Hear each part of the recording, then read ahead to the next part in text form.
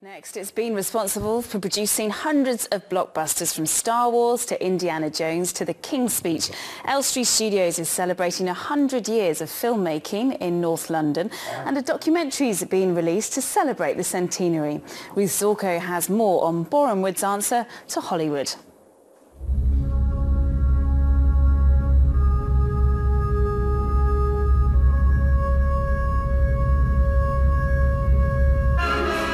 Funded by Hollywood, but made in Hertfordshire. From Stanley Kubrick's sci-fi classic to Indiana Jones, even the original Star Wars trilogy.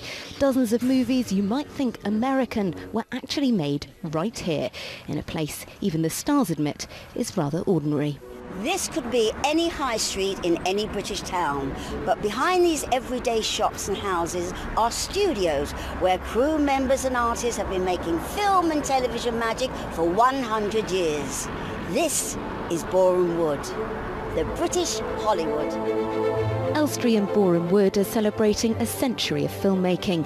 There were once 6 studios in the area, where now only 2 remain. But it's still held in such affection that plenty of stars wanted to pay tribute in a special documentary. When we moved on to the Elstree lot, we took over the entire lot on every single production. There was nobody else shooting there. I raced to Elstree to be filmed. I raced to get here. You'd be shaking, and it was lovely. It was really, really lovely. But why did this corner of Hertfordshire become such a hub of filmmaking? I think basically locality. It was close to London. We had railway links here from 1868. We had beautiful countryside, easy locations, and most importantly, cheap land. Elstree was bought at £100 an acre. Here is a very small town with 6 studios within a mile and a half of each other, all along the high street. It's more Hollywood than Hollywood in that respect, because the Hollywood studios are spaced out miles apart from each other. You have to drive 40 minutes to get to the nearest one, whereas here you could walk down the street and see film stars just going to the pub or going to a restaurant or going to the shops and coming back, and it was an everyday occurrence, and it's special, and it still is special.